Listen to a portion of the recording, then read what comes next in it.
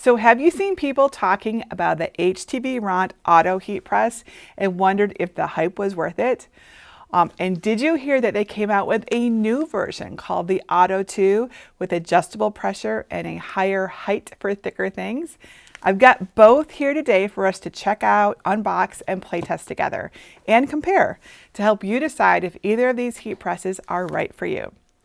Hello everyone, Jennifer Maker here. I love making things, and a heat press can help us make things like custom shirts and home decor using iron-on vinyl, HTV, and sublimation ink, even things like DTF. So a heat press is a very versatile and useful maker tool. And you want one that makes it easier to get great results. I've used a lot of heat presses over the years, everything from the Cricut Easy Press and Mini Press to clamshell presses of many types. A couple years ago, these auto heat presses were introduced. Cricut came out with their auto press. I've got it right over there if we need to look at it. And then HTVront introduced their auto heat press. The advantage to an auto press is that it claims to be able to detect and set the pressure automatically, which removes one of the three variables in heat pressing, which is pressure. The other two variables are heat and temperature. So an auto press can be really great, especially for beginners and anyone in a hurry, which is like usually me all the time. So the questions are today, does it work and is it worth it? They are more expensive than many clamshell presses, and also a lot more expensive really than the handheld presses like the Cricut Easy Press. So today we're going to find out by pressing and testing several different things to see how they do. So let's begin by unboxing them. All right, so this is the auto. This is the first one that came out a couple years ago. This is the one that just came out like a month ago. All right, so we've got a booklet for the HTVront, the first one. I'll call it the Auto 1 press, even though it isn't called that. In the box is a Teflon sheet, which is useful for pressing, useful for pressing HTV or iron-on vinyl. We don't use Teflon sheets for sublimation or DTF because it can trap moisture. So here's what's inside the box. I'm going to get Greg's help to lift this out. Pick it for me. There we go. And I'll take away the box. Big bag. So, how heavy is this?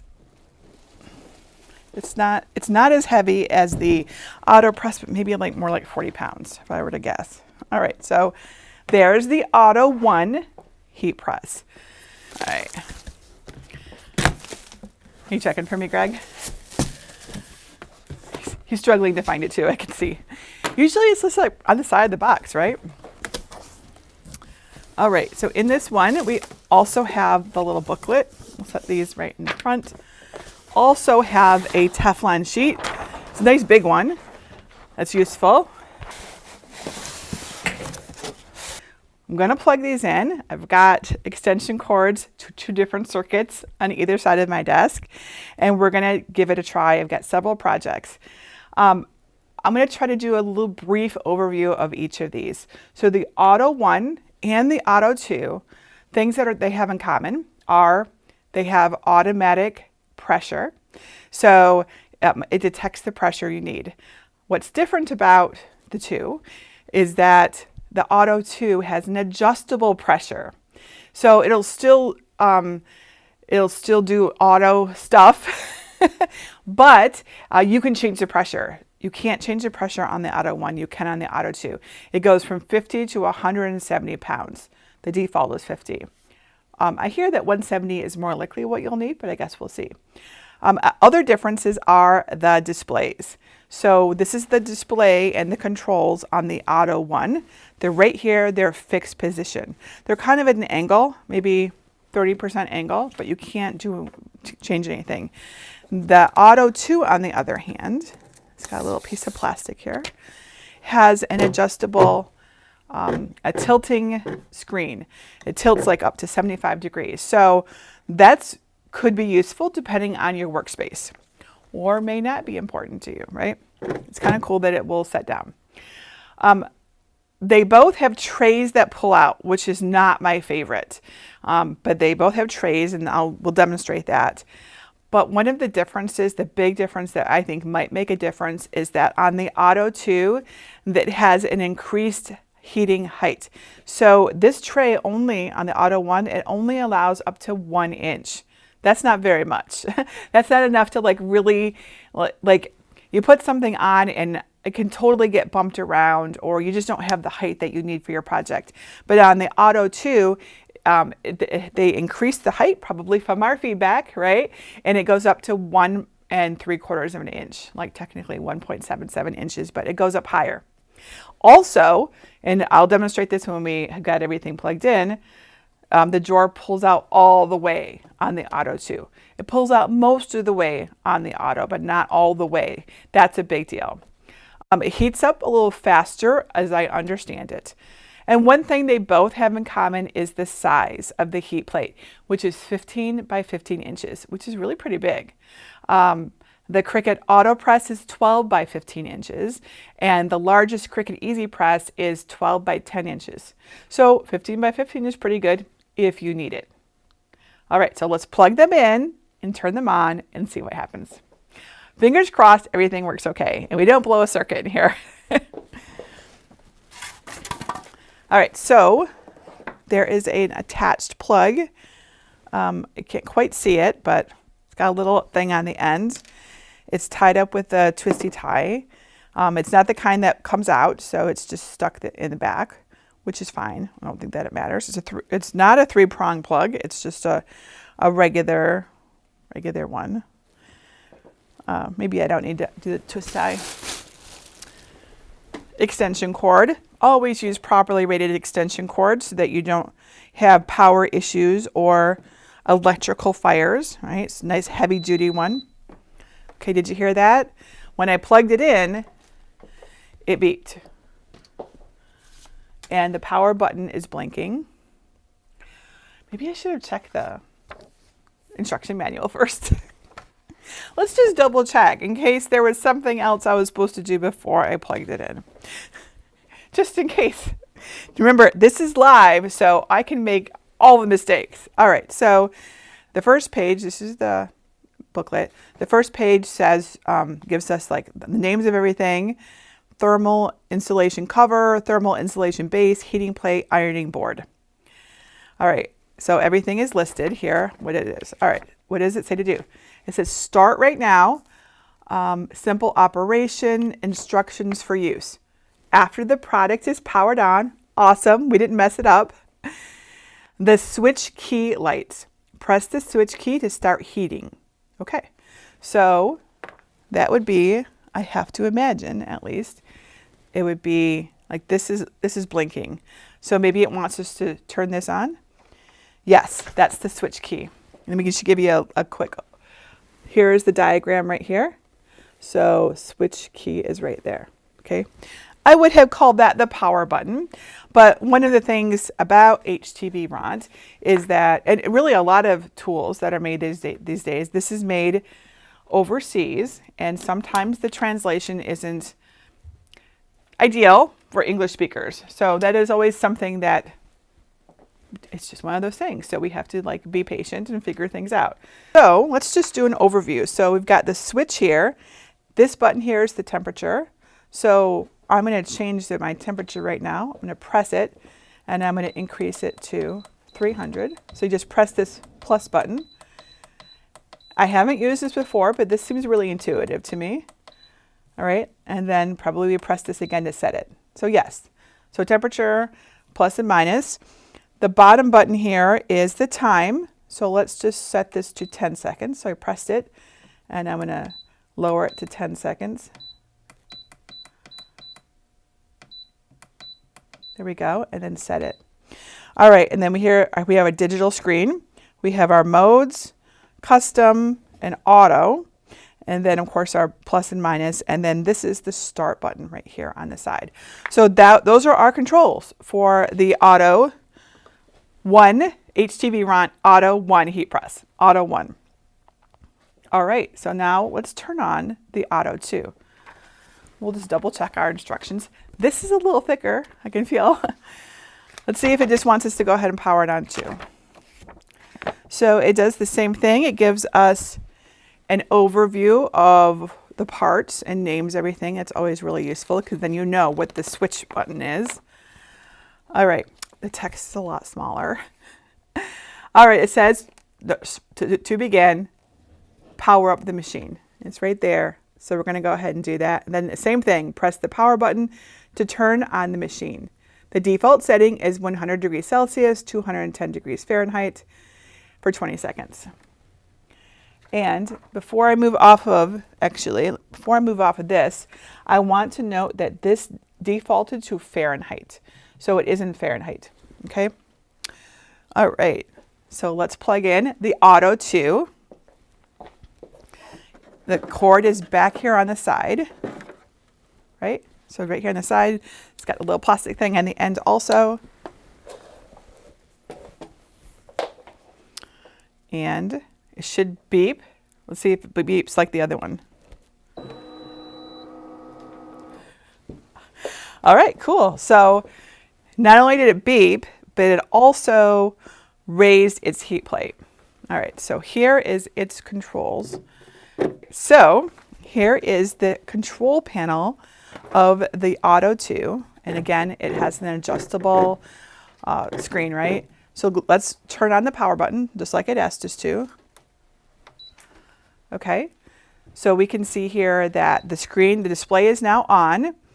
Now, interestingly, even though the display panel is tilted, these controls are not. So I don't know, I guess it's useful, but like I would have liked to have those tilted too. Because I mean, they are at an angle on the other one. All right, so let's talk about what each of these buttons means.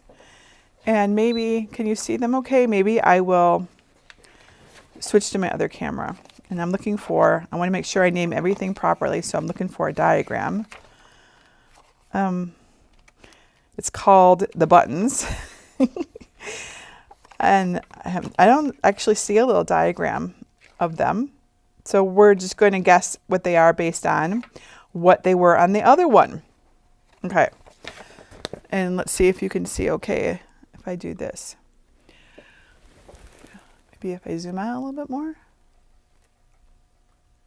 Yeah. What are you laughing at, Greg? Who's just over there laughing? Are you laughing at me? Okay. I wanted you to be able to see the screen. I know now it's like, I don't know, I guess it's kind of silly. Let's just do it like this. Okay. Power button on the side here. And then we have at the top, the temperature button. We have the time button. We have two time buttons. No, one must be pressure. Time button on the side and pressure button on the bottom. Okay. And then a button that is a circle with arrows. I don't know what that stands for. And it doesn't say what it means. So I guess we'll figure that one out. Oh, wait. Mode. It stands for the mode. Okay. Oh, I'm sorry. It is here. It is. It's right here. It just wasn't quite what I was looking for. So it does explain all of them right here. So it's not quite as bad as I thought. Okay. So then again, so this is the power button, temperature button on top, time, pressure, and mode. And then we have the increase button, the decrease button, custom button, which is right here, a button with an A in it, which probably stands for auto, and then the start button, which is right here. So similar to the Auto 1, but not quite the same. But the buttons, though, so if you're familiar with the Auto 1, the buttons are at least in the same place. Let's go ahead and increase our temperature to 300 degrees.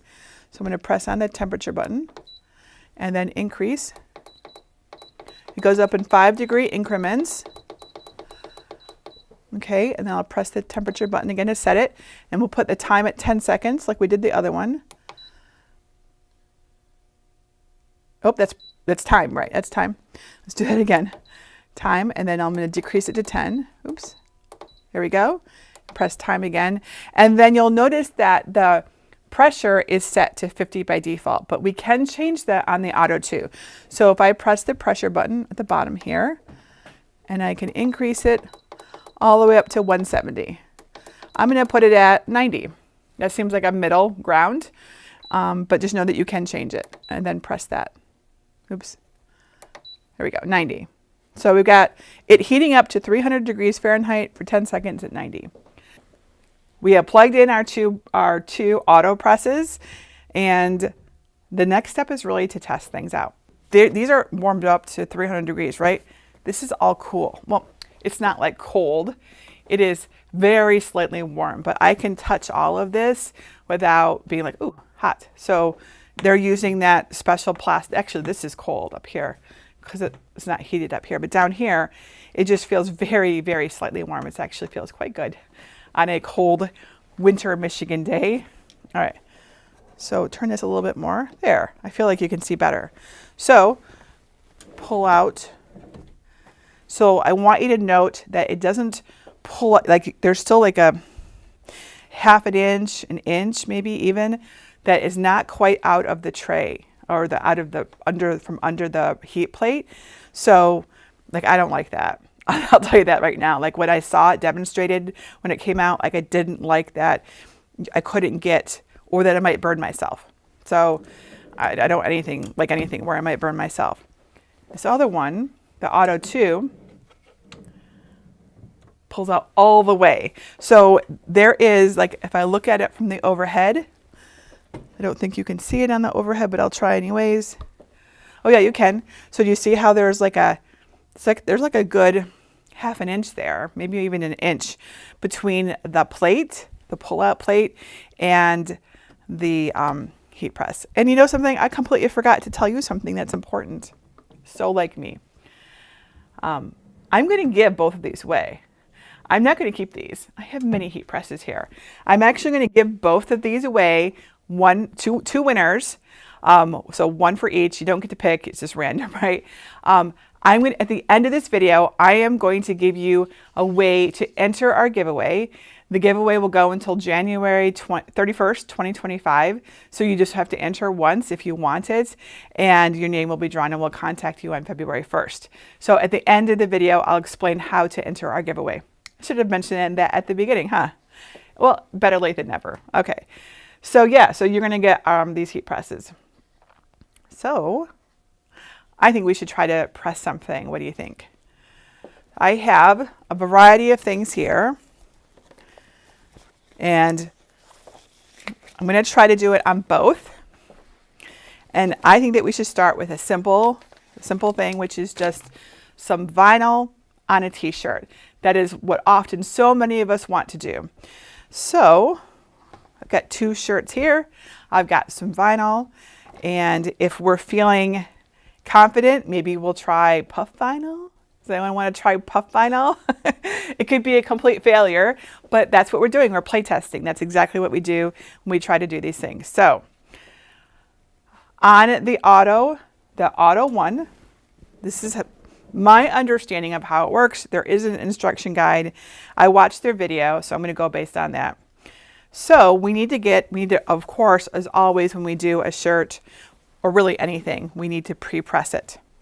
So right away, I see things that bug me. Can you see right like this, the neck of the shirt is already like, when I set it down, it's like kind of poking up here, and I'm going to have to put my fingers under the plate to smooth it out.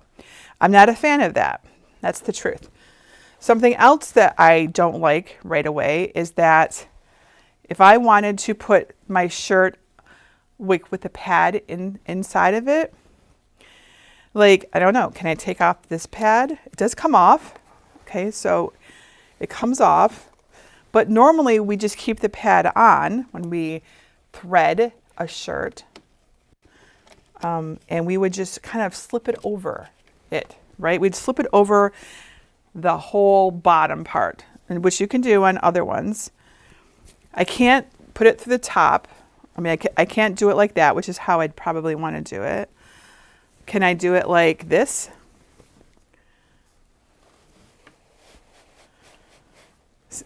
Does it not click in place? I guess it doesn't. So it's like moving on me. Okay, so let's try to hold it in place. So I guess I can do that. I can put it on like this. And then I would want to pre-press it, right, for like 10 seconds. So it is not pushing in. My guess is that it's getting stuck on the bottom when I try to press it in. So we can't thread our shirts. We have to do it. So that's something right there to keep in mind, right? So we can't do it like that. So let's just set it on top here and smooth it out instead. So if you like to do it that way, this isn't the press for you. You're going to want something else. All right. I can see I've got it all wrinkled. It's not going to be perfect. That's okay. We're not trying to make perfect projects today. We're just trying to test out the press. It's close. It's whenever you do anything, especially fabric, but really anything, you always want to get the lint off, because it's not, you know, yes, it can come off later, but if you have it on under your vinyl, it can cause issues with the adhesion. Okay, so we want to preheat this. I'm just going to preheat it. It's set to 10 seconds, so I'm just going to go ahead and do that. Of course, I don't know how to do that. Let's go back to our manual and make sure that I do it the proper way. I have the temperature set and I have the time set, but how do I actually operate the press? So we're just going to refer to what they say, because it's always a good idea instead of me just winging it.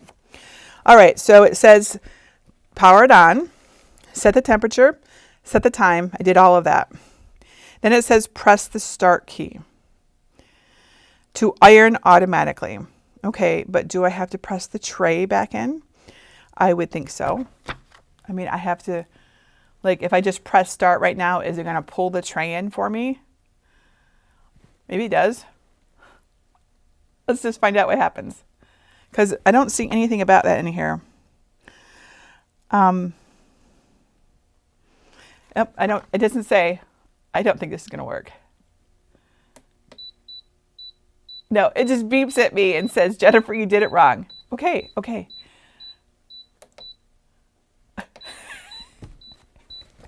Now it's just, okay, let's do this. All right, I undid it. Okay. So I imagine we had to press the tray in. That sounds silly, but you know, when you're reading instructions and you're trying to like follow the process, it's important. All right, so I'm just gonna, see there's the handle right here. I'm just gonna press this in. Okay, did you hear that? It was like a little funky noise. Okay, so it's in. So now let's press this button. Okay, so it lowered its heat platen, and I can see that it's pressing for 10 seconds to preheat it. And when it's done, it lifts it up. Okay, this is a little wobbly, but not hot. It'll be hot under there. Don't touch under there. Okay, so we've preheated it on this one. Let's do it on this one. So again, pull out the drawer, and it pulls out all the way. Now I can see just by looking at it that it's going to be the exact same issue. Yes, would you switch our camera over to there? Thank you. So I'm not going to be able to thread the shirt on here. It's got a bar underneath it. You can kind of see it over there, and it's going to get in the way. So I'm just going to set this shirt just right up onto here and lint roll it.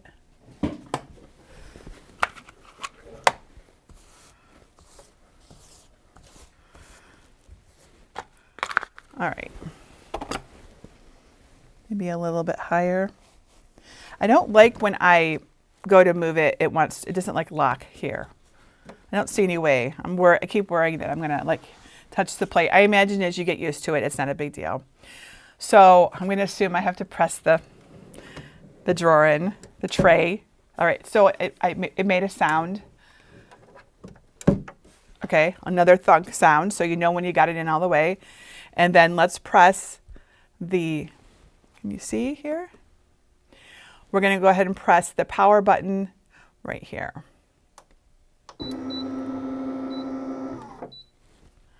All right, so pressing for 10 seconds. And then if it's like the auto one, it should lift up automatically when it's done. Excellent. All right, so we've preheated both of our shirts. Now we're going to put some vinyl on. I'm going to use Caesar vinyl. I think it's all Caesar. It's from a project that we have. I just kind of pulled it out, so I didn't even cut it today. So, you know, I could fail at this. I think that this is Caesar Sparkle. So let's pull this tray out here. And it is actually a layered design, so we have to make sure that we layer it properly. It says, follow the call of a disco ball. So here's our shirt. This is the design here. This is the bottom, the sparkle. This is Caesar Sparkle. It's the bottom layer. And I'm just eyeballing it. I would normally recommend that you use a t-shirt ruler for this instead, but we're just going to do this. It's like it's about the same on each side. It looks pretty much straight. Again, we're not making perfect shirts right now. We're just testing out the heat press. And then we'll use the Teflon sheet. We don't really have to. This carrier sheet should protect it, but they gave us a Teflon sheet, so we'll just use it.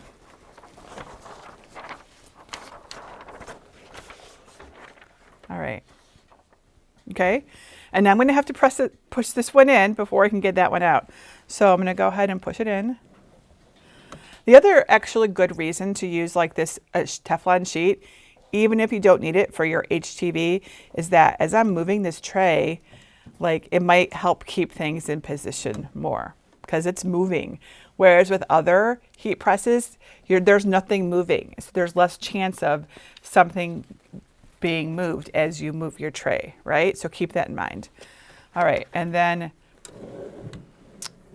here on the Auto 2, I have another design. This is from a project we did during last year's Merry Maker Mingle, also layered. This one says Disco Fever. We're going to put down the bottom layer, which is this is heat transfer vinyl. And I forget which one this is. I think it's also Caesar though, but you can see it's got like a iridescent sort of look to it. And I'm just eyeballing it. That looks approximately straight and centered. All right, let's put its Teflon sheet on it.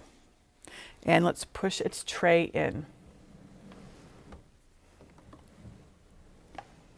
All right, so there we go. All right, now I need to consult my my timings and temperatures.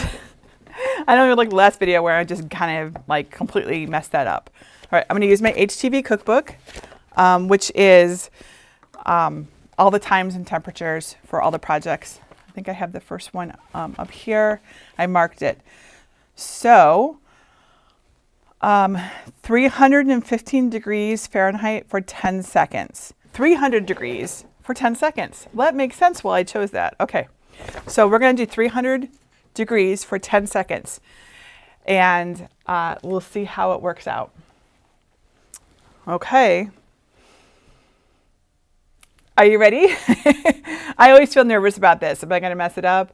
But you know, as always, we don't usually break things when we make a mistake. We can just turn it off or unplug it if necessary or whatever. It doesn't usually break anything. Okay, so let's do, let's just press them at the same time for fun.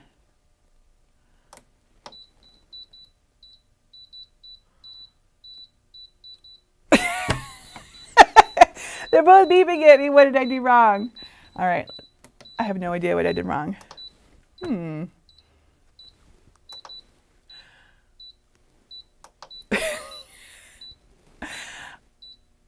I don't know. That should have worked. That worked in our test, right? I don't know. This one isn't stopping. Let's power it off and back on again. See, I didn't break anything. All right. Maybe it didn't think I set the temperature and was like warning me. I have no idea. So let's just look at our temperature, 300 degrees, 10 seconds. I have no idea. Maybe the plate's not pushed in. No, we pushed it in. We're gonna try it again. It worked that time. I have no idea what happened. All right, this one, 300 degrees, 10 seconds. This one's beeping at me again. Okay.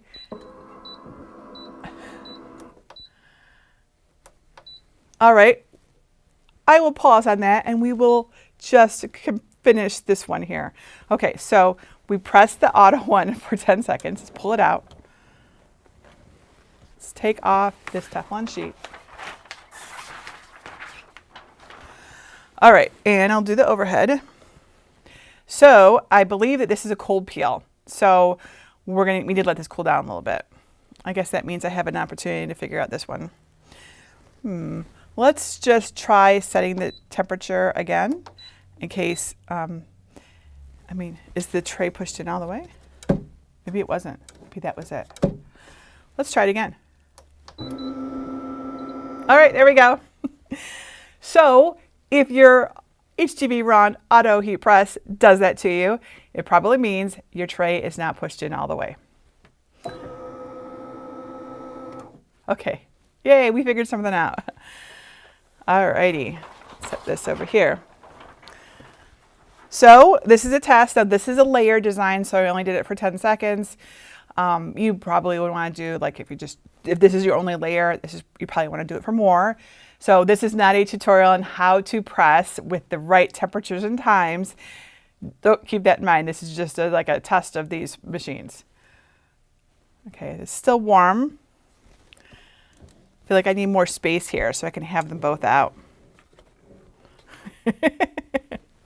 Oh, Sparkle's a cold peel. Yes, Sparkle's a cold peel. That's why this is Sparkle over here, and I'm waiting for it to cool down. Twilight Tammy says, "Aw, thank you, Tammy. I love you, Jennifer. You're so real." Especially during these live videos. You get all of me.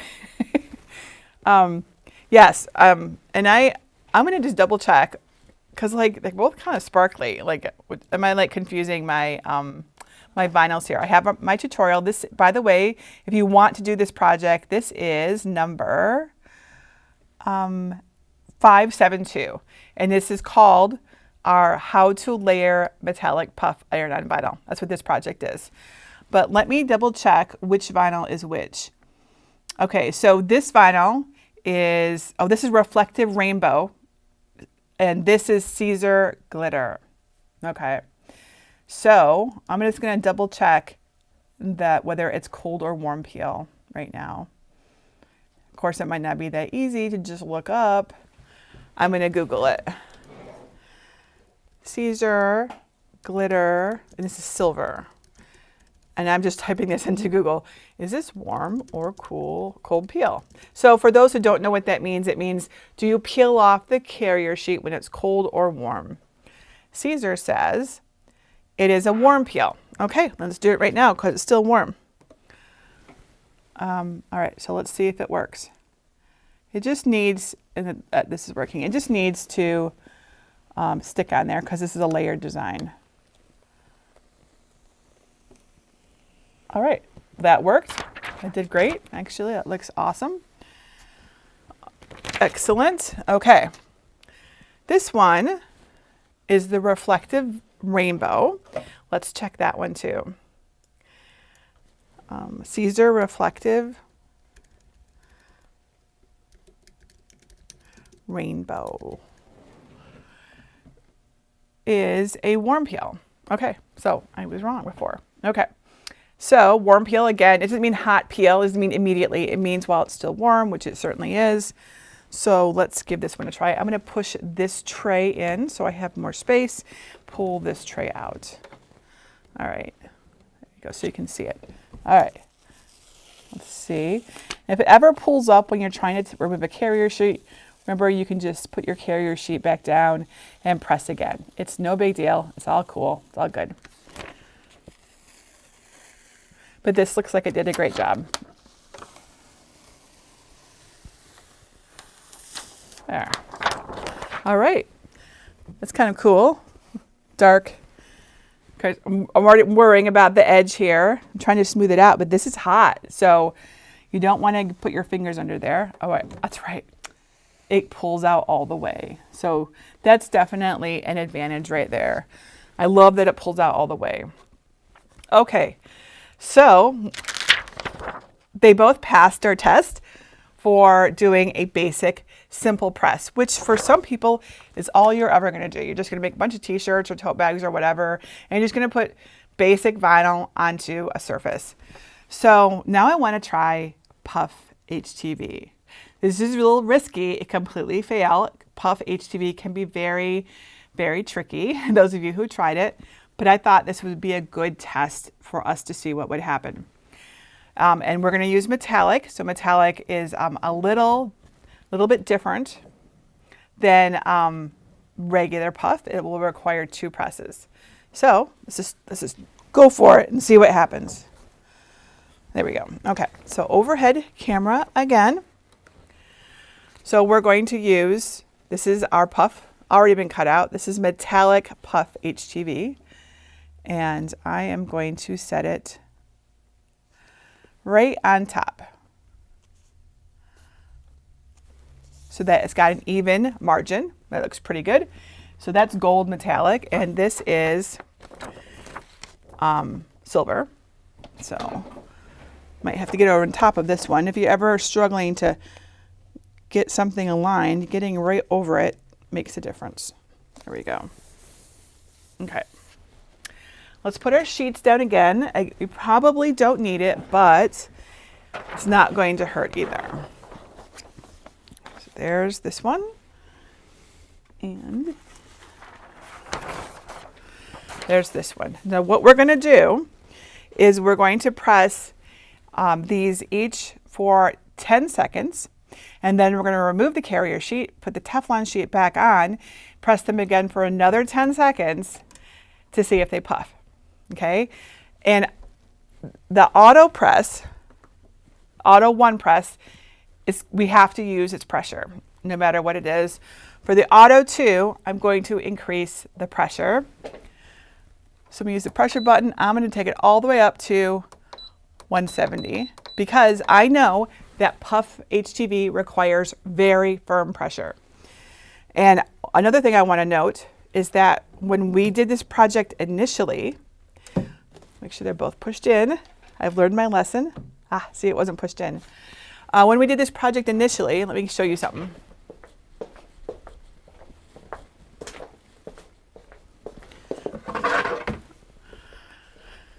We used the Cricut Auto Press. Nothing else. It worked best on the Cricut Auto Press. And we used a thick wooden cutting board underneath it to really give it a lot of pressure.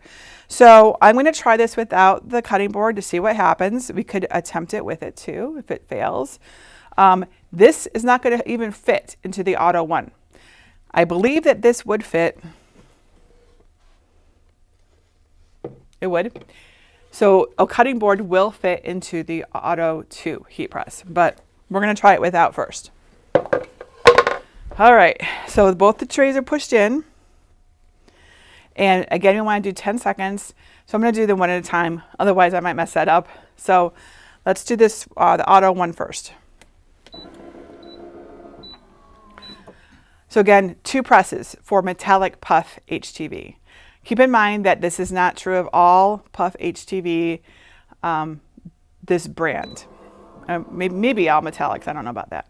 Okay, so we've got one. So we're going to take it out, open it up, the tray, take off the Teflon sheet, remove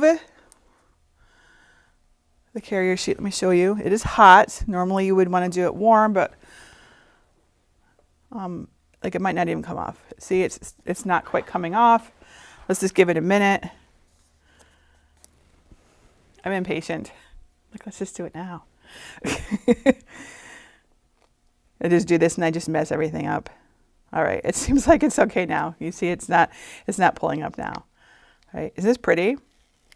You could make this project if you want. We have all of the free designs, perfect for the upcoming New Year's Eve holiday. All right, so it's very pretty just like this. So even if it doesn't puff, I think it's pretty cool. Okay, so we're gonna try it and see what happens. We're gonna put on our Teflon sheet. We always have to protect it, right? Whenever we're doing that, we're gonna push this tray back in. Wait till we hear the thunk. All right, and we're gonna press it for 10 more seconds.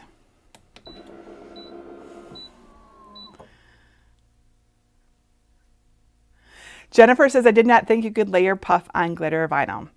You can. We actually followed the advice from Sarah at Vinyl Tool Supply. I think I'm getting that right.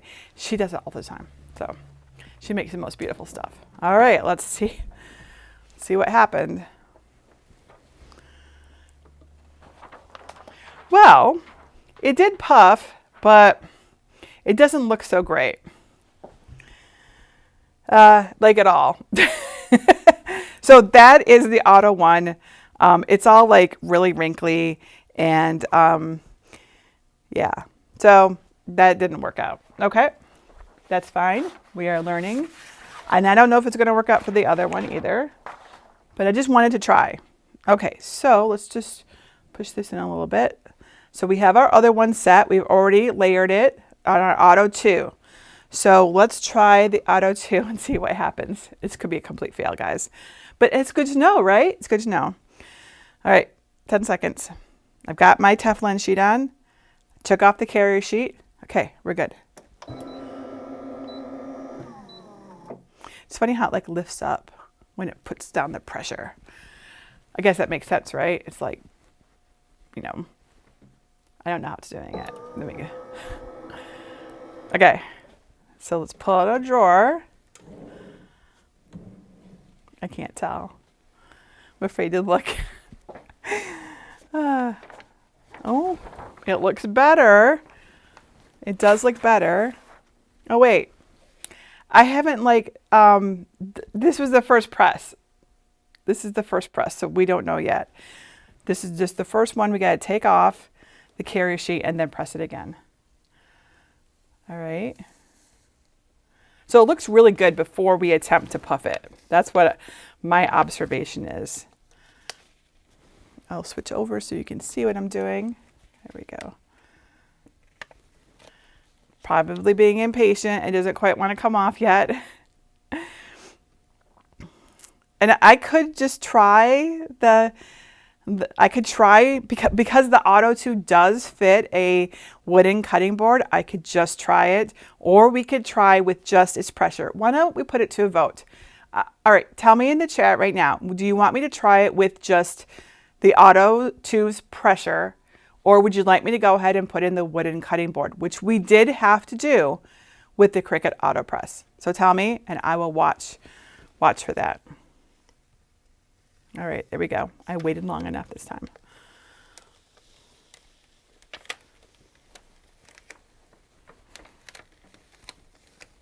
Oops. Oops, daisy. One of my little, whatever we call these little mirror things on my disco. Oh, actually a bunch of them. It's okay. It's party time, and we partied so hard that our little mirrors came off. We're just gonna leave it like that because that's not the point. We have a nice tutorial that you can watch if you want to see that. Okay. I see everyone saying just use the Auto 2's pressure. So that's what we're going to do. So again, we have to cover this, right? I see someone asking if I could use butcher paper. I could, if you really want me to. I don't think it'll make any difference, but I'll get a piece of butcher paper out instead. Butcher paper, it won't make any difference though, just so you know, it's fine. So there's a piece of butcher paper. We have to protect that vinyl. Don't ever put your vinyl right back into the heat press without protection. All right.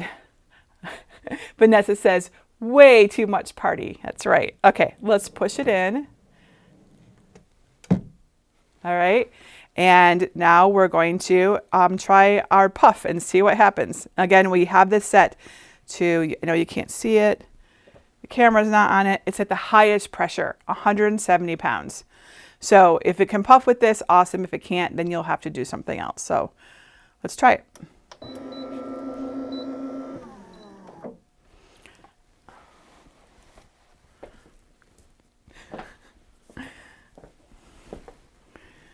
All right.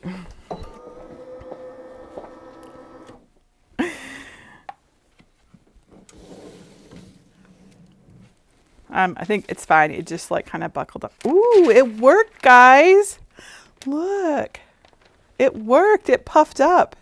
Can you see it? You can see the dimension, right? Awesome. It worked. So, hey, that's cool. So we have an improvement between the Auto 1 and the Auto 2. The Auto 2 was able to do metallic puff HTV. So now, is it as puffy as it could be? It's actually pretty good. Let's compare it to our original. It might not be quite as puffy. You might be able to get more puff with like a thin, like a cutting board, but just so that you can see, and I'm going to zoom in a little bit so you can, actually, you know what we should do is we should use the phone. I have my phone here. Let's see. Okay, so you can see the side there. It doesn't really look like much, does it? I promise it has puff though. There we go. You can see that it puffed there. It did more puff in the center and even down here at the edge. It does look puffy though. It does. But let's compare that to, let's set this here. Oh, look, there's Greg looking through the monitors. That's funny. That's where he sits. All right. I'm going to set down the original one that we did in our tutorial. This is from a year ago. You can see it actually looks fairly similar. Fairly similar. A little bit more puff, especially like in this area here. But, you know, maybe with a little bit more pressure or me not doing it live. Maybe, you know. Doing things live is never really ideal. But it did definitely puff. So that is really cool. And I think that we could get probably even more. Here's another shirt. Aren't they cute? Okay. And this is what this one should have looked like when it puffed up. See? Isn't that cute? Okay. So that's our first test. That was iron-on vinyl. Now I would like to try sublimation. Okay? Because this it gets hot enough to do sublimation. For anyone who's not familiar with sublimation, that is where we take a special ink, sublimation ink. We print it or we do something else. Sometimes there's many ways to do it. I have prints today, and you have to heat it to at least 350 degrees. It depends on which project it is. Basically 350 Fahrenheit to 400 Fahrenheit. That's usually the range. I know the Auto 2 can go all the way up to 410 degrees Fahrenheit. I don't remember what the Auto 1 could do, but I'm guessing it goes just as hot. Let's see if it says, so that I am telling you accurately.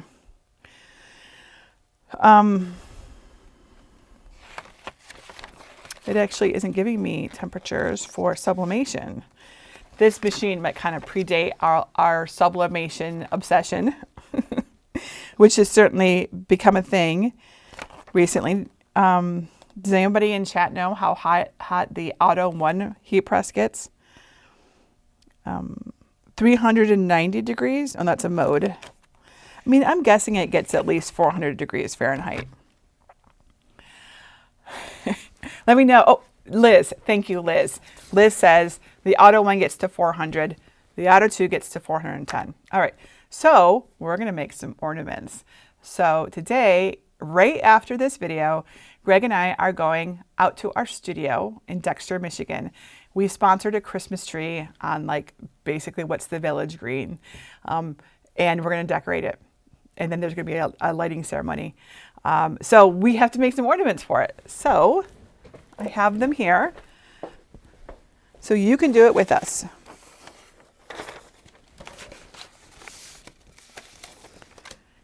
All right. And let me push these in so that you can see what we're going to make. And my desk is very messy. I don't usually have my camera zoomed out quite that far. Let's go this way. You can see my very messy desk. All right. We are making really cute ornaments. We're making a sunflower tree. So I promise to share pictures of it, probably video too. So I'm going to make this ornament today on these two presses. So we're making this ornament. We've also got this ornament here, which says, wishing you light and love. It's me in my sunflower field from the summer, because sunflower Christmas tree. And then this one, which just has our Maker Farm logo on it. So this is Sublimation's beautiful. I love sublimation. These are aluminum ornaments. And I actually made a shopping list because I know you guys are going to want to make these. I made a shopping list that's got both of the presses, right, and these ornaments in it. And I want to put it up on the screen. Yes. If you go to jennifermaker.com/heat press list, it links you to the exact 2 that I bought. And then also links you to these ornaments in case you want to buy them. Because, you know, it's December 6th and you might want to make some ornaments too.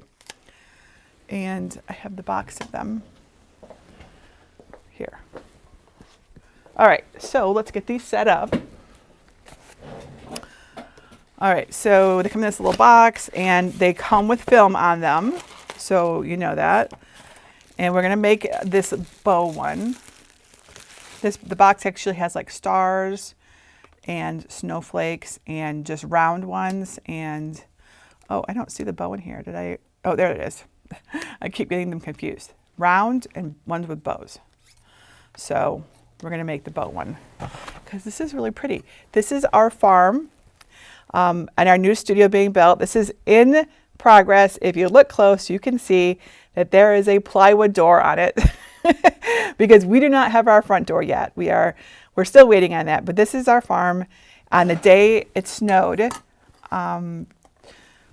week and a half ago. So that's why we're making ornaments of it. I'm sure it'll be cooler next year, but this is what we got right now. Okay, so we need to remove the film. Always remember to remove the film.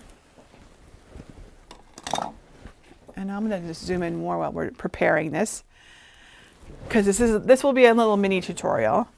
Actually, I don't see any film on this. Do I? Wait. Look closer. See that? There's film on it. You can see the little bits sticking up here. Okay, totally has film on it. So always remember to check for film on your blanks. It can be really easy to miss. It really can. Use a weeding tool to get it started. It makes a big difference. Otherwise, you'll be there for hours trying to get that darn plastic off.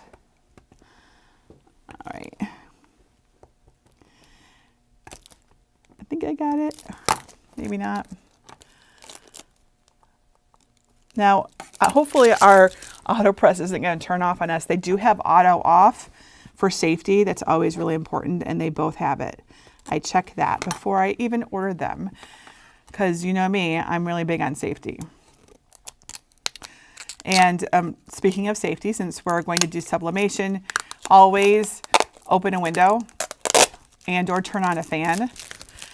I'm not going to do that because it would be really loud, but I'm not going to also do a lot. So I'm going to take the risk for you today so that you can hear me while I'm doing this. Okay, so here is this is a sublimation ornament. It's got a special coating on it. I removed the film, but it's really pretty. It's made of aluminum, and this white part is like painted, and then it's got the coating on it. So we are going to do both sides because both sides have it on there. And it's pretty simple, really. We're just going to sandwich it in between the 2. And these are pre-printed from our Epson Eco Tank. And I have many tutorials on sublimation if you want to learn more.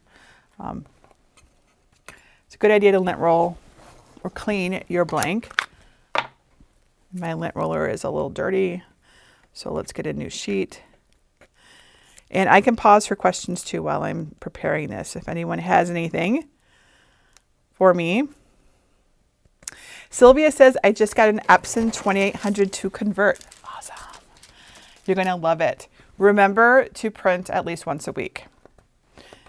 It makes a difference because otherwise sublimation ink will clog your lines quicker than regular ink will. Right, so we just lint roll it to get any dust, dirt, dog hair, cat hair off. Okay, and this is pretty simple. I have tutorials on this. We're going to make it nice and easy. Here is our example right here, so we know what we're doing. It's always useful to know, like a guide, even if you just pull it up on your computer. So this Maker Farm is, right at the bottom here, and the bow's at the top. So we can do both sides at the same time. So there's the bottom, and here is the top. And since this is we want it to go all the way to the edges, We're going to make sure that we have a margin all around it, right? So there we go. And in a previous video, like if you saw our video for Maker Academy weekend, we taught you the hinge method of doing this. I'm just doing it quick and dirty today, because we're not trying to make perfect ornaments right now. I'm just trying to test our presses. All right, so I've got my tape here. And set these extras aside. All right, and all these things can go up here. All right, so I'm going to tape my everything together.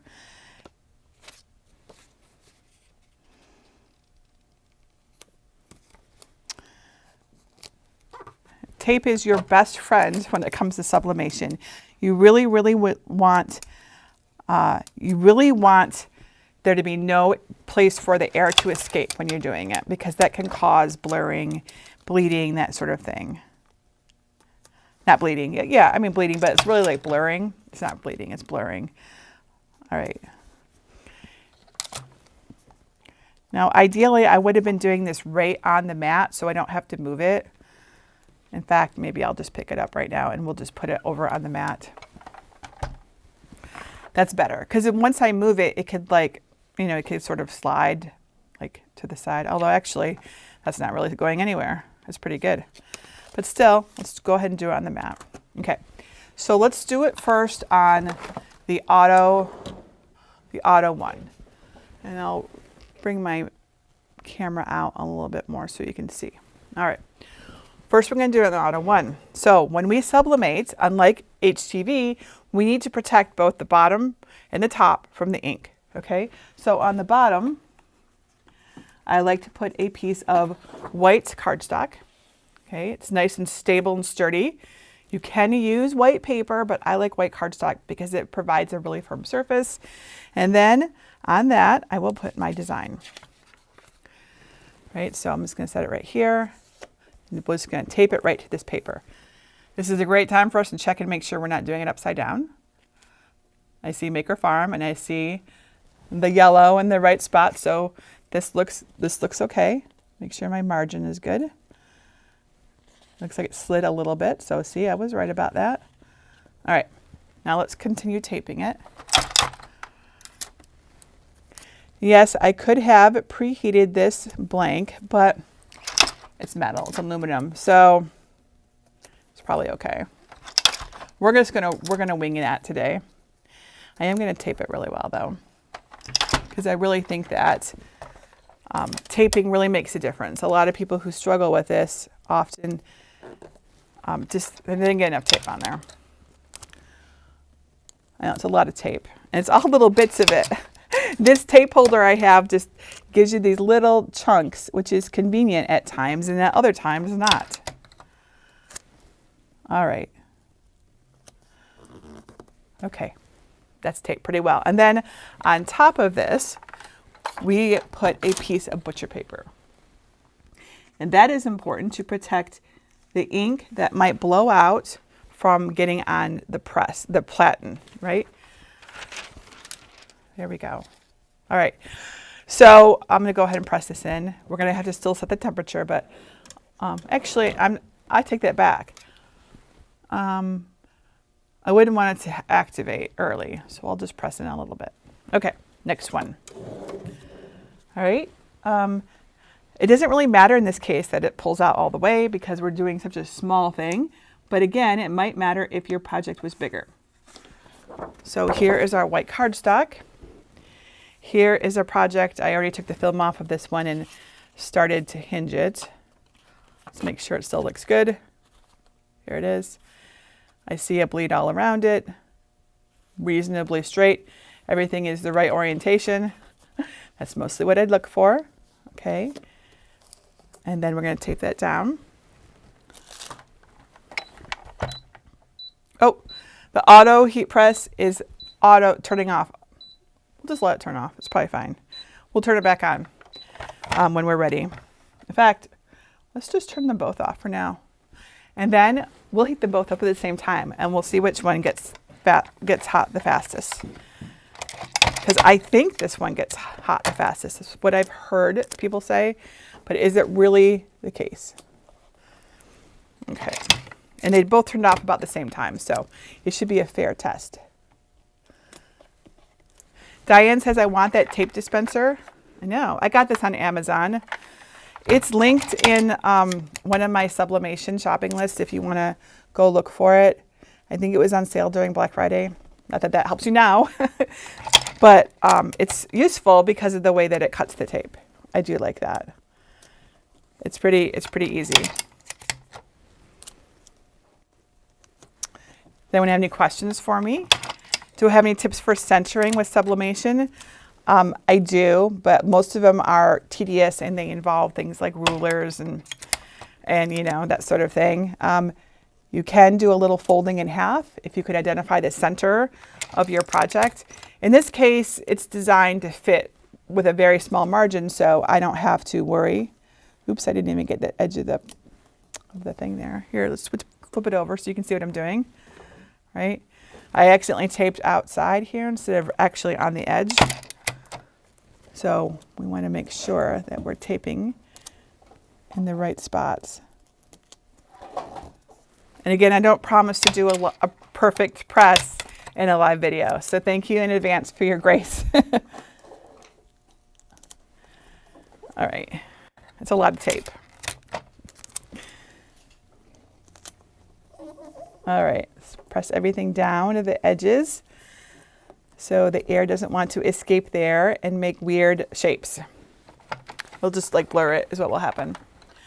Okay, and then we can't forget our butcher paper on top to protect our heat platen from ink blowout. All right, there we go. So we have prepared our both presses for pressing. Now let's get our temperature. So instead of the HTV cookbook, I'm going to use the sublimation cookbook, which is here. We have one for each, right? Okay, and again, the cookbook is like all the times and temperatures. I probably didn't explain that very well earlier, but that's what it does. I bookmarked the page so I could find it. Okay, and I'll show you what it looks like. All right, so this is the page on aluminum ornaments, right? So we have a page for each one. So, I mean, I guess I could have actually followed this. It says to remove the film, preheat. I didn't preheat. Yeah. So we're gonna wait. We're gonna risk it. It could fail. All right. So we've taped all four edges. We've covered with our blowout paper. We're gonna press. All right. So, 300 and so we have different times here. I starred this one, 360 degrees for 120 seconds. That's the one. That's what we're going to try today. This is the easy press time. Auto press is 385 for 60 seconds. Auto pressure.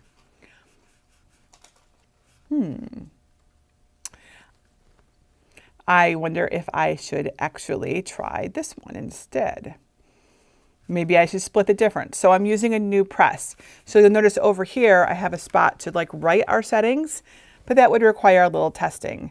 So I think what I will do is I will split the difference and I'll say 90 seconds and I will set it to 385. Okay, that's my guess. That's my best guess. So 385 for 90 seconds on these auto presses. All right, and I said that I would attempt to, everything is off right now. So I'm going to attempt to warm them up at the same time. I mean, they're not cold, but they were the same temperature before. So let's see what happens. So 390, I'm going to have to do them at the same time. So turn them both on. All right, temperature, +9, 390.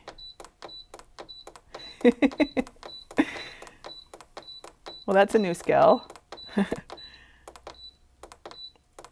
390, press the temperature. All right. This one says 244. This one says 251. So this one has a head start. So that means this one should heat up faster. All right, let's go ahead and set the time while we're waiting. All right, so the time is, this one's blinking red. I don't know, maybe because it's, oh, they're both blinking red. They're blinking red. It means it's not ready to go. That makes sense. Okay, so I said 90 seconds, right? So let's change the time to 90 seconds. All right. Can I hold it down? Will it go faster? It will, if you hold it down. Oh, this one went a lot faster. This one went all the way up to 175 seconds. The other one didn't go as fast. All right, 5-second increments actually. This one, there we go, 90 seconds. All right, so this is in 1-second increments it looks like, but if I hold it down, I might be able to get 5. Okay, all right, 90 seconds. Now the pressure. I can't change the pressure on the Auto 1. I can change it on the Auto 2. So I have it at the maximum pressure right now. I don't think we need maximum pressure for sublimation. We need firm pressure, but not maximum. So I'm going to lower the pressure to 90, which I think is like a middle ground. So, all right. Now we wait. But how are we doing? Oh, this is already at 318. This is at 302. So the Auto 2 definitely heats up faster. So there we go. That's good. We figured that one out.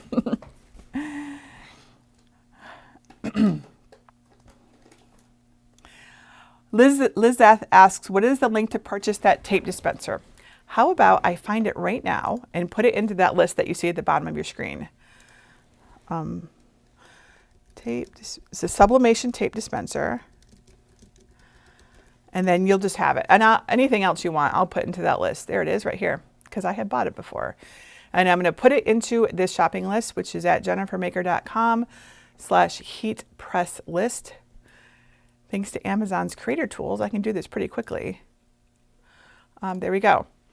Someone, do me a favor, go to that link that you see here, jennifermaker.com/heat press link, and let me know if you see the tape dispenser in there now.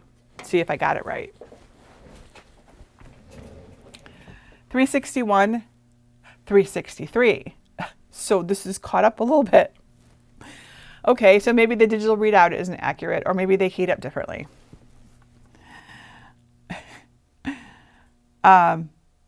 Holly says 390 or 385. I did 390. That's what I said I was going to do, right? Now I'm doubting myself. Maybe I said it wrong. Let's look and see what I said I would do. This is why it's good to write things down.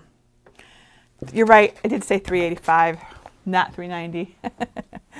Let's fix that. It probably would be okay. It's not that big of a deal, but let's do what I said, which is 385. This did get to temperature faster, but let's lower it. There we go. All right. Give him a minute to get down to 385. Okay. All right, so let's just do a mental checklist because it's really easy to forget, especially as we're doing something like this.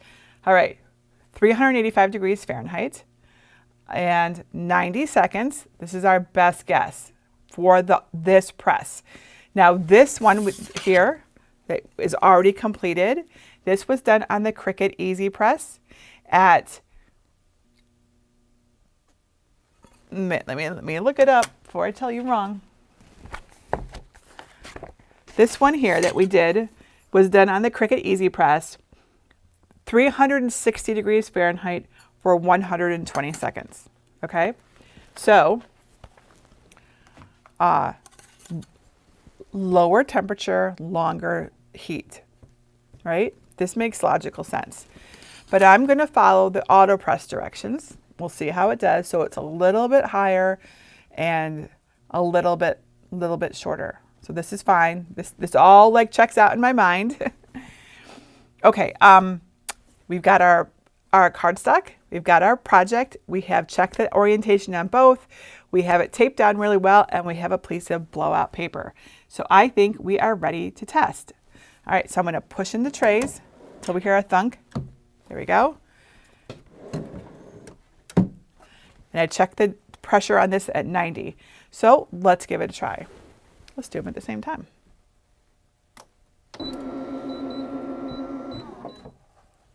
Awesome. So it'll go for 90 seconds. And we'll see what happens.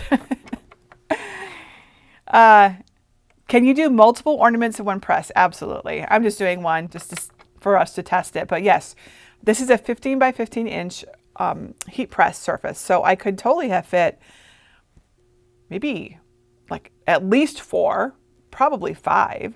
It depends, on what you can get in there. But I could totally have done more than one at a time. We're just going to keep it simple for today. Dorothy says the tape dispenser is showing up. Awesome. So I put that into the list for you. Jill says, can I buy one of your ornaments after Christmas? We don't sell any of the stuff we make. What we do is try to get you to make them. That's our goal, is to enable you, empower you to make things. So I don't have a problem sharing my designs with you if you want, of course. I always share my designs. So if that's what you'd like, I'm happy to do that. Julie says, but you're not using Press 2's auto feature, right? Yeah, I'm not, am I? I set the I set the pressure manually. I didn't choose the auto feature on it. So I'm using the auto on this one, but not on this one. You see the steam? I don't think you can. There's totally steam rising up from both of these. All right. So yes, so it would have been a better test if I had used the auto feature, but this is sublimation. Pressure isn't quite the same on sublimation, not quite usually, the way that it is on iron-on vinyl. So I think that would have been a bigger deal if I hadn't done it on that. All right.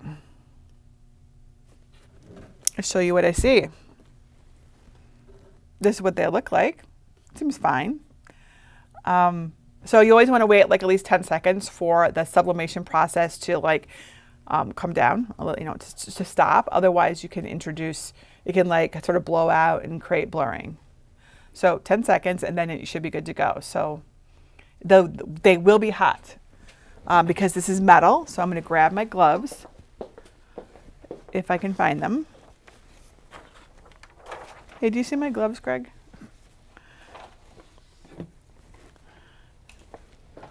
Sorry, everybody. I need to find my gloves. Although I might have an extra pair somewhere.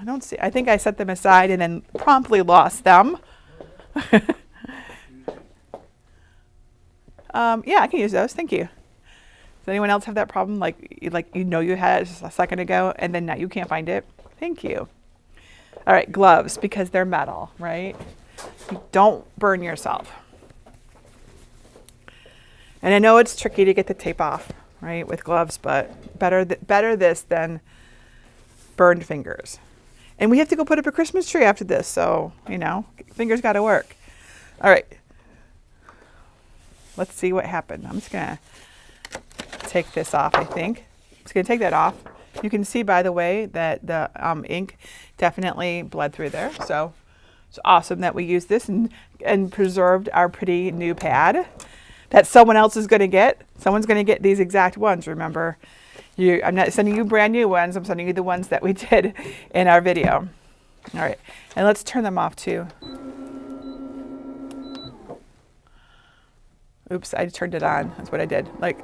It noted that you can do that. I meant to turn it off. There we go. Okay. I think they're cooling down. I'm struggling to turn off the machines. Okay, I got them off. All right, so this was the Auto 1. This is the Auto 2.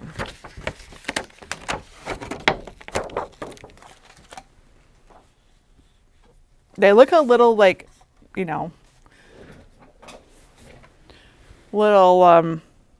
overcooked.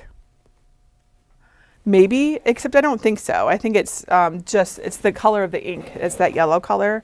So I don't actually think this is an issue. But let's see what happened.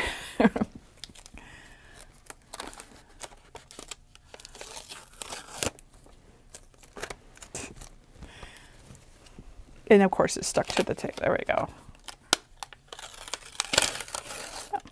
Pretty. Look at that. Isn't that pretty? Okay, so that's the Auto 1. All right, and because I want to see also how they compare to each other. That's a good test because we can see color differences a lot easier. We can see differences a lot easier, I think, with sublimation than we can with heat transfer vinyl.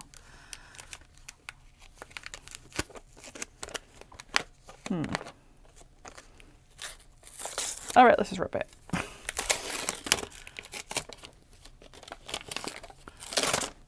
Awesome. Okay, so there they are. Let's hold them up so you can see and help me look for any differences that you see. I'm keeping them in order. All right, so the one on the left, this one, is the Auto 1. The one on the left, sorry, left is Auto 1, right is Auto 2. Okay, so here they are. They look really good. I don't see any differences there. Let's flip them over.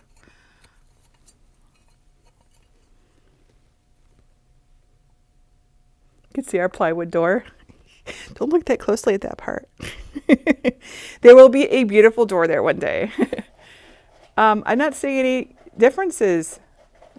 These look really, oh, Annette says you see better color on the, oh, you're right, actually. I agree. The red does look more vibrant on the Auto 2.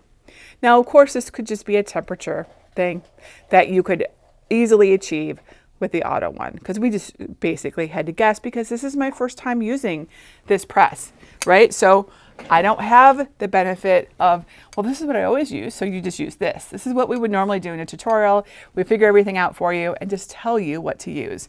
But I haven't used these particular ones before. You saw me unbox them. So we had to guess, but we did a pretty good job guessing. I agree. The red looks, actually, my eye can't tell the difference, but the camera is picking it up. So by eye, they both look awesome. So they did a great job with sublimation. That would be my takeaway, like, you know. So we should do a recap. All right, so we've got the Auto 1 and the Auto 2. The differences that I have found is the tray. This is a big difference. This doesn't, oops, I guess I got stuck in there. The Auto 1's tray doesn't come out all the way, right? The Auto 2 trays does. Let's put this list away. There. It does. It comes out all the way, and I really like that. That's a big deal, okay? So there's more space here. We could have fit our cutting board for our puff vinyl in the Auto 2, but not in the Auto 1. The fact that the display angles, I don't know if that matters or not, because this one's angled. So I don't know. I guess it would depend on the individual using it. This one's a little higher, this one than this one, but the footprint is the same, so that's not different. I do like the fact that you can adjust the pressure because we could see that it made a difference in the puff vinyl, right? So when we put it at the highest pressure, which we can't do with the Auto 1, but we can with the Auto 2, we saw that it puffed the vinyl, and that wasn't possible with the Auto 1. Other than that, they seem pretty similar. This one is a little cheaper now because this one is new, right? This one is, let me check something before I say this next part, and it's going to depend anyways on the Cricut Auto Press was on sale recently. It looks like it's still on sale. So currently the Cricut Auto Press, which I barely talked about, it's cheaper than this new Auto 2. And how would I compare it to that? So they're different. They've always been. So even though they're called auto presses, I don't see them as the same. This is a tray, right? The Cricut Auto Press is not a tray. It is more like a clamshell, except its lid opens and closes on its own. So I much prefer that the Cricut Auto Press's tray to this tray. I do not like having to move my tray. As I was moving my shirt, I could feel it moving on me. I felt like insecure. I feel like, especially on the Auto 1, there's more chance for it to hit this and like make your design crooked. So I'm not a fan of the tray, personally. Everyone has their preferences. I think it's cool that you can change the pressure. That's pretty cool. You cannot do that on the Cricut Auto Press. Maybe Cricut will come out with an Auto Press too. I have no idea. Maybe they will. So that's neat if you need it. If the Cricut Auto Press had the ability to change the pressure, I would still say that's the best. But the fact that you can change the pressure, I would say they're more on an even, the pros and cons are more even between the Cricut Auto Press and the HTVront Auto 2 Press. Now they're still different. This tray is, I think, a drawback to the Cricut Auto Press's tray. You guys know what that looks like. I can pull it out if you want to see. Maybe I should just show you. I don't know. Let me know in the chat if you want to see the Cricut Auto Press as I'm talking about it. So I don't really like the tray. That's the simple truth. Also, this doesn't look as nice. I don't think that it's supposed to matter, but it's got adjustable pressure, and that's pretty cool. So I think it's going to depend on what you need it for. This one right now is more expensive than the Cricut Auto Press is. So I think they'd have to be you'd have to really be into the tray to get this one currently, but it's new. So like everything, if you wait, the price is probably going to come down. Yes, please. Okay, I'll bring it out. I have it on a little cart. Actually, Greg, would you bring the Cricut Auto Press over here? I'll move these things, our big mess on the floor here. Is that going to be in your way? Here, I'll lift this up.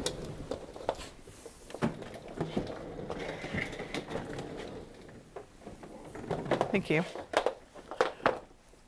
Yeah, just take it in. You can do it.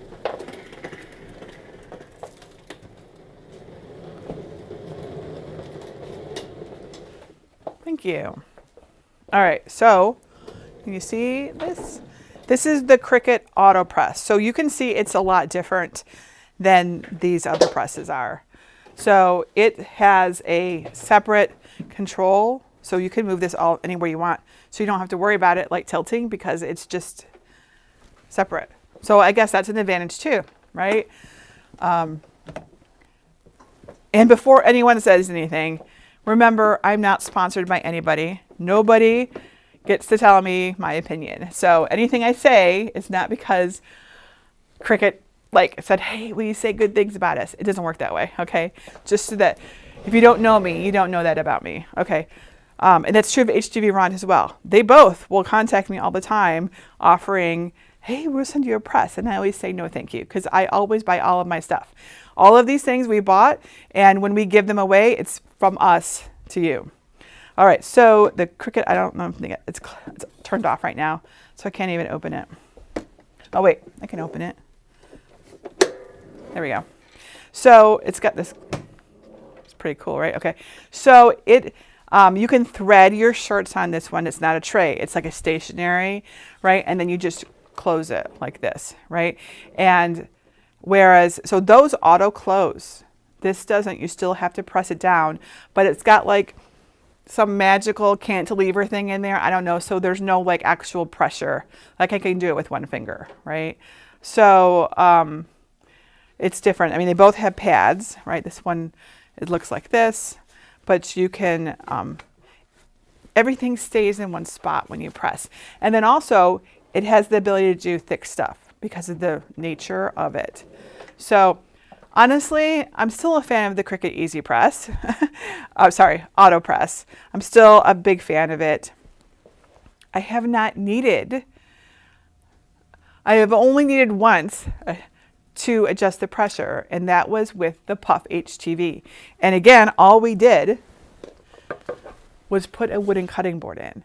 And the Puff with the cutting board was still better than the Puff without the cutting board on the Auto 2. So, I mean, they're kind of different. Even though they're both auto press, I really want you to see the difference in how they work.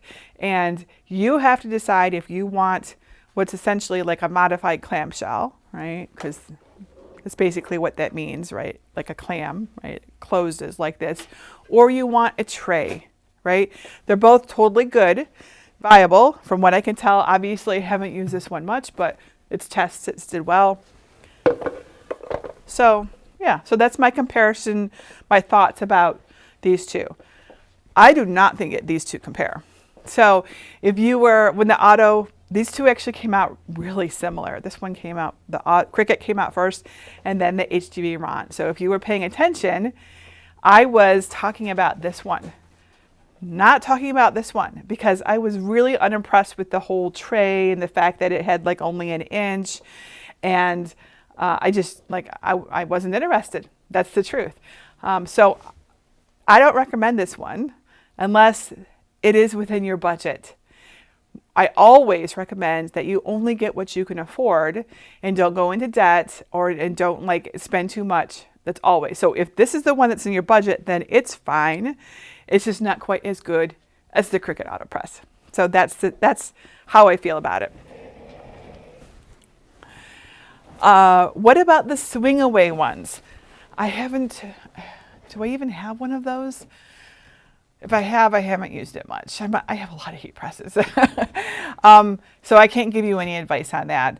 I don't really need it. So I haven't even ever experimented with it. I might have one here that I got when I was doing like kind of a roundup of heat presses, but I probably just gave it a try and been like, well, that's nice, and moved on. So yeah, I don't have any advice on that. Someone asked about the size of the Cricut. Yeah, oh, that's a good point.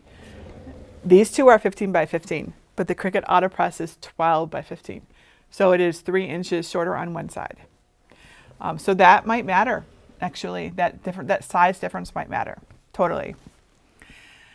Let's see here. Sherry says, does the Cricut Auto Press versus the other Cricut press make a difference to the application of the iron-on? The Cricut Auto Press, I think, does a really good job for, let's say, iron-on vinyl. Yeah, it does a really good. With the Easy Press, I'll just get that one out too, since we're talking about, we can just show all the presses, except the swing away, because I don't know if I actually have one. I'll get out this Cricut Easy Press 2 here. To just get the cord. Second. There. Sorry, I don't want to like toss everything on the floor. My cables are all tangled. Okay. This is the Cricut Easy Press, which was my first heat press. I started doing iron-on vinyl with an iron, as most of us do. And then Greg bought me an Easy Press for Mother's Day in like May 2017. So this is the first heat press, not this one. Mine was smaller and it was purple, lilac. I have it somewhere at home. This is the 12 by 10. So this is the larger of the two Cricut Easy Presses. And so with the Easy Press, which I really like, it's very portable. I use the Easy Press the most. With it, you have to apply your own pressure. Usually that means like leaning over, unless it doesn't need any pressure. With sublimation, you don't really need any pressure. You just need even pressure. So you don't need firm pressure the way that you need it for puff vinyl. So when you're doing puff vinyl, you would really have to press on this, right? Not everybody has the upper body strength to press on it like this. So that's where something like an auto heat press comes in really handy. So this does the pressure for you, right? This does the pressure for you. That and the price is the big difference. Well, and even the size. This is so much easier to carry around than any of these other three are. The Cricut Auto Press does have it locks there. It's got a carrying handle. You can't really tilt it, but you can pick it up, and it's about 50 pounds though still. So it's not like it's light. I feel like it's a little heavier. Did you ever figure out the weight of these, Greg? Greg, do you know what the weight of the auto press is? Did you ever see it in the box? Google it for me. I want to know what is the weight of the HTVront Auto Press. Thank you. I feel like this is heavier, maybe only a little bit though. But the Easy Press is smaller, and you can like move it around from room to room a lot easier. Like I used mine today in my green room to iron my dress. I just use my Easy Press now for ironing most of the time because it's really nice because it has this big surface that I prefer over an iron, unless I need to steam, of course. Okay, so Greg is looking up the size. What other questions do you have for me about any of the heat presses at all? Let me know. 36 pounds, 36, 47, 43.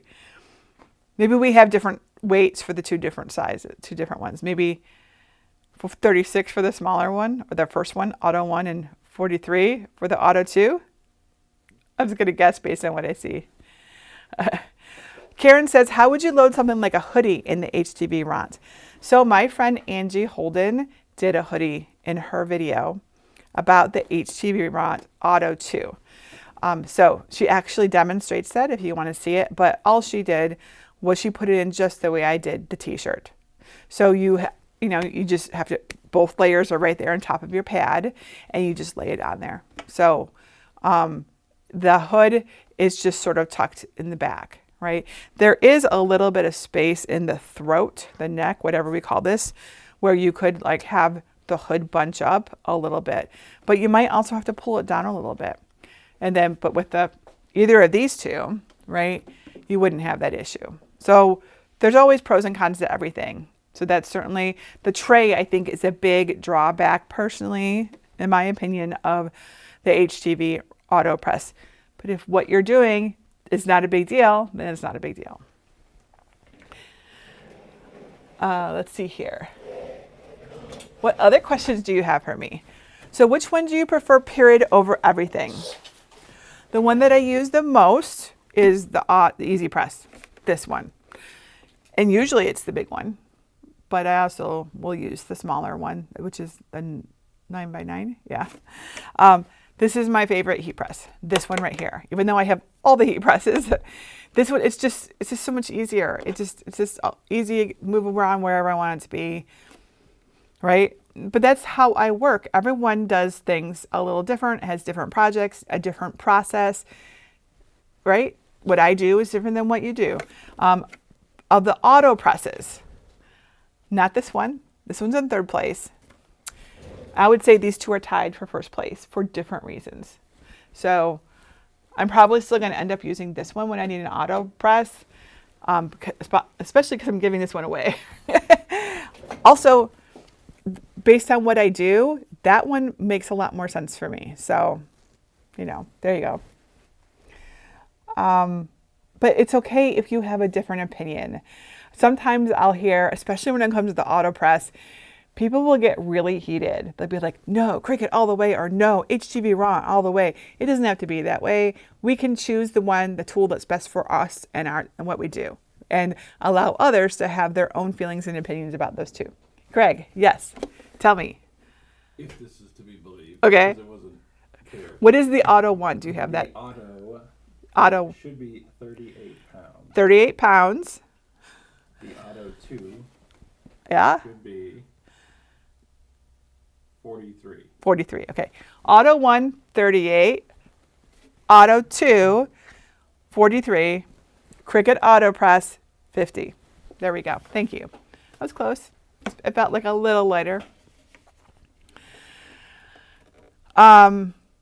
Yes. So, did the Auto Press 2's tray lock in the out position? No, neither of them lock, which I don't like, because you touch it and it moves. So unless I did not doing it right, which is possible, I'm just going to pull them out again. Maybe I'll pull out with more force. There's no locking, right? I don't see any latch or anything that would allow it to lock. This is the Auto 2. Does not lock, and I see no latch or anything that would lock it. So no, they don't lock. I feel like they ought to. I feel like what I would do if I was designing this, which I'm not, is when you pull it out, I would have it lock right there, not permanently, but so that you can't do this. And then you would have to press a little more firmly. But if you had to press more firmly, you might jostle your project on the tray. That's, again, I don't know, just a tray thing. I'm not a fan of the tray. Okay, any other questions for me? All right, so let's if I don't answer your question, leave it in the chat below the video. We're more than happy to answer it later, okay? First, both of these, plus some of the things I demonstrated today, are in my shopping list, which is at jennifermaker.com/heat press list. So that's an Amazon list, but it'll take you to the, I ordered this one from Amazon.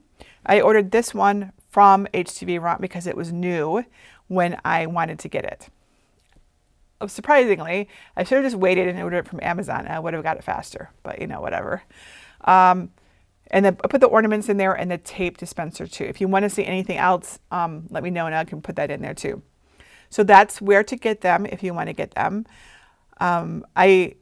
You can order right from HTVront, which I did. Their website is HTVront.com. Okay. And then, oh yes, the giveaway. I want to give these both away. I have so many heat presses. I don't need them.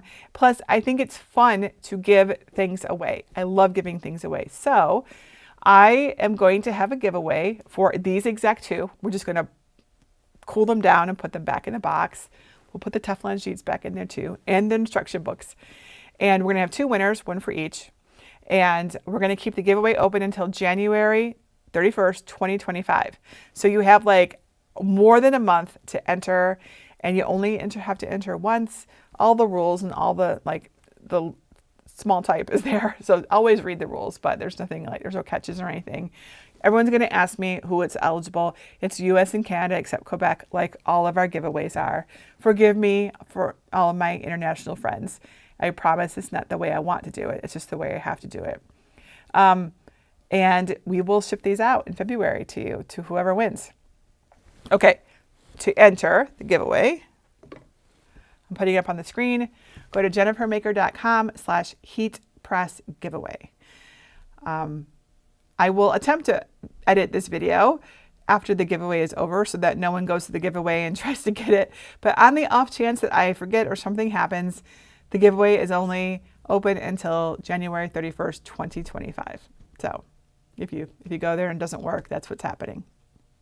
All right, Auto 1, Auto 2. Auto 2 is a significant improvement because the tray comes out all the way, because it's got more clearance here so you could fit thicker things, and because of the adjustable pressure. I think that this is a pretty decent press. This one, not really my favorite. Okay, if this is all that you can afford, it does fine, but more to work around, more restrictions, I would say. In general, I'm not a huge fan of the tray, right? So that should be said and marked on, because you may find that you don't like it either. So if you don't like the tray because it can jostle things around, then you want to consider like a clamshell or a swing away. The Cricut Auto Press 2 is basically, the Cricut Auto Press. There's no Auto Press 2. The Cricut Auto Press is basically a clamshell, but with auto functions, and it's like smarter, you know. Yeah, so that's my honest opinion on the HTVront Auto Presses. Hopefully you found that useful. If you have any questions, please just leave them below this video and we'd be happy to answer them. And I hope you make lots and lots of things with yours. That in the end, what matters is you get the tools that work for you, and then you use your tools to make awesome things. That is the ideal situation that I want for everybody. Don't just buy things because it's cool and new, and but don't use it. Okay, I don't want you to ever do that. I want you to get them if you have a purpose for them, and then I want you to make things. So I heard someone earlier in chat say they have one, but they haven't used it. I want you to make something. Make an ornament. Make a t-shirt. Make something for the holidays. Use your tools. They're awesome. They open doors. It's so cool that we have access to these things. This used to not be a thing, right? It used to be like only professionals had all this stuff. Now we have all this stuff, and it's just so cool that we can do all these things at home, and we can make things that look they could be in a store if that's how we want them to look, but they don't have to either. All right, thank you all for joining me. That's it for today. Until next time, this is Jennifer Maker reminding you to craft a life you love.